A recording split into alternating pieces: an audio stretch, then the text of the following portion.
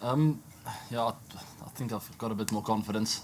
It's pretty natural for a new captain to come in, especially following in the footsteps of a guy like Graham Smith, to doubt yourself a little bit. I didn't have a lot of self-doubt, but probably the confidence levels have got bigger over the last while. Just purely getting to know my players better has played a huge role. Which guys to to rely on more in pressure situations. Which guys to strike with, which guys to rally around a little bit sometimes. Shorter spells, longer spells, things like that you get used to over a long period of time, and I feel comfortable with it at the moment. I feel I've got respect from the team, which makes it a lot easier. There's always just a little bit of doubt in the beginning, so I guess that's the main factor. Yeah, I don't think you'll ever be perfectly ready for World Cup. I'd be stupid to say that we are the perfect team and we're ready to go. But I'm very comfortable with where we are at as a team at the moment. I feel there's a great understanding of roles in the team. Each guy knows exactly what's expected of him, which probably also wasn't the same when I came into the team, with a little bit of uncertainty of which guys are fitting into which roles. And so I think in that regard, I feel really comfortable with where the team is at the moment. But in saying that, lots of areas where we can improve, especially in the field. I feel we're not the strongest fielding team in the world, and we've got eight months or so leading up to the World Cup to fix that and to make sure that we are possibly not the best fielding team in the World Cup. Looking at our skills, and I think we're lacking in a few areas, but definitely I think we should be up there in the top 2 or 3 when it comes to fielding. Skills-wise, with the bat and ball, I'm very, very comfortable with where they're at the moment. Just need to nail down the structures a little bit more over the next 8 months or so.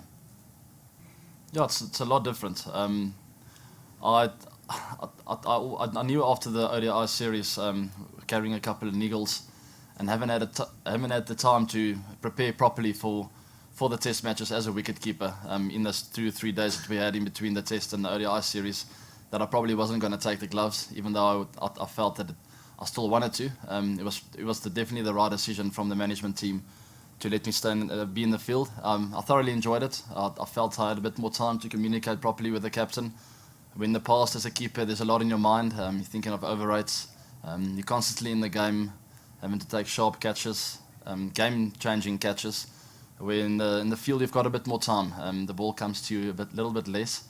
And there's just a bit more time to think about the game and give the captain constructive or good info on where you think the game is going at field placings, what bowlers will work at certain times, and together I think we worked really well, and with some of the other senior players in the team.